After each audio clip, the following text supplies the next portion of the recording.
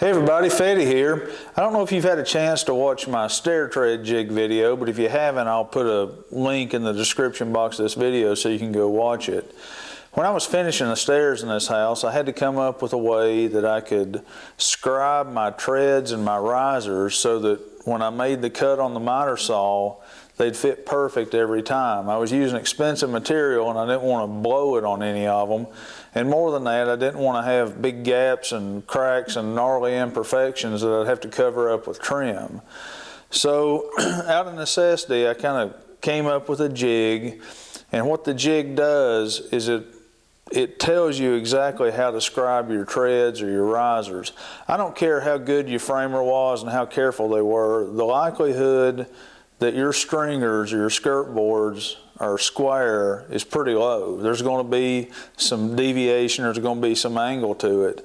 So if you can picture the back of a tread and the front of the tread, there's going to be some angle on the end. It's not going to be a 90. So you got to figure out a way that you can scribe your tread so that you can adjust your miter saw to make that cut perfect.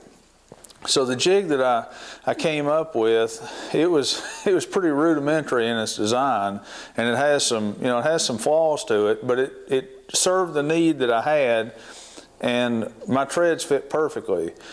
I laid it in there, I scribed, got my width and my angle, and I scribed my lines, and then I would cut my treads a little bit heavy because I didn't necessarily want them to fit the first time. And if they didn't fit, I'd take it back to the saw and just shave off some sawdust flakes. I took them back, boom, they fit perfect. Every single tread and every single riser fit perfectly. So the jig did its job. Now, like I said, it was pretty rudimentary in its design. In fact, this is it right here. This thing right here. I used rulers on the end. And basically, this adjusts, this adjusts, and that's how it worked. But one of the big problems with it was you couldn't lay it flat. It's got that wobble in it, and the reason is because I put these bolts here on the bottom, so they raise the whole jig up.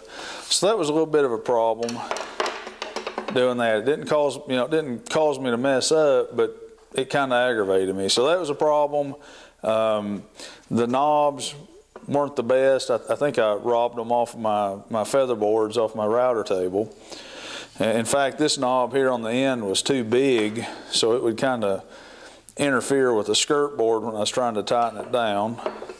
The whole jig is not very beefy.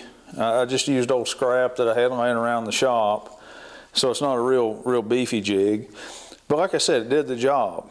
So I made the video showing how I used this jig, even showed how to make it, threw it up on the channel, never thought anything about it, and lo and behold, it became one of my more popular videos, which told me that other folks are kind of struggling to come up with a way to scribe their treads and their risers just like I was. I got a lot of feedback, a lot of comments, and from time to time I'd get an email from somebody asking if I sold these things, and my response was always, no, I don't really have anything for sale, but I kind of showed you how to make one for free in the video. So a little more time passed, and I got a few more of these inquiries. So I decided I would try to sell a few of these things, but I also wanted to improve the design on it, and that's what I've done, and that's what I want to show you today. One of the biggest improvements in this jig is now you can lay this thing flat.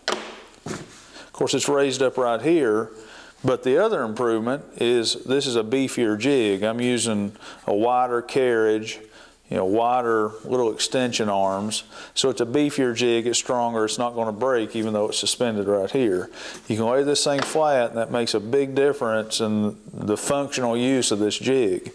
I'm using better knobs now, right here. These knobs are more functional. These are smaller so they don't interfere with your stringer or your skirt board, and that's better. Now the way that I made this so that you can lay it flat is I countersunk those bolts right there on the end. So those bolts are countersunk. Now the carriage itself is routed a little more accurately, and I've got better tolerances in it. The way that I remove this material here in that carriage. Now another improvement is in this extension wing. There's a slot that runs through that thing, and the bolt rides through it, but also bored out a wider slot so that that bolt can ride, you know, below the surface. So, you know, it's a better fit and finish. Plus, if there was ever a reason that you would have to put these little angle wings on top and lay this carriage flat like this, those bolts wouldn't be in the way and you could do it. Of course, everything else works the same on this jig. You just, you know, kind of loosen down your knobs and it extends like that. Loosen it here and you can extend it that way, or, you know, angle it however you need to. This thing will extend out about 45 inches, maybe 45 and a half. So it ought to measure any tread or riser that you'd ever have. The little wings here on the end are long enough so that they can scribe a standard size tread. I think they're about 12 inches. And you know, this is the jig, and it's a better design. I've made about 3 evolutions in this design, and it's more functional now. And so I've been trying to pick a rainy day once a month and making up 5 or 10 of these things to kind of keep on hand that I can sell. I've built a lot of jigs now, so when I build these things, they're more consistent and repeatable each time that I build it, so my quality control has never been better. I've sold a few of these things now, and I really appreciate everybody who's bought one from me. I'm truly grateful. Just so you know, you helped me buy my kids' college textbooks this semester, so thanks for letting him live the dream. Hey, if you have a need for one of these jigs and like to buy one, I'll have some information in the description box. You can email me, or I'll have a link where you can click through to my website, and I kind of do that PayPal thing so we can settle up the money that way. I'll ship it to you in this big, ugly triangle box. Actually, I'm using a smaller, big, ugly triangle box now. It'll come to you kind of partially assembled. It's not hard to put together. If you have any trouble with it, just send me an email or watch this video again. Most people are getting them within 2 to 3 days.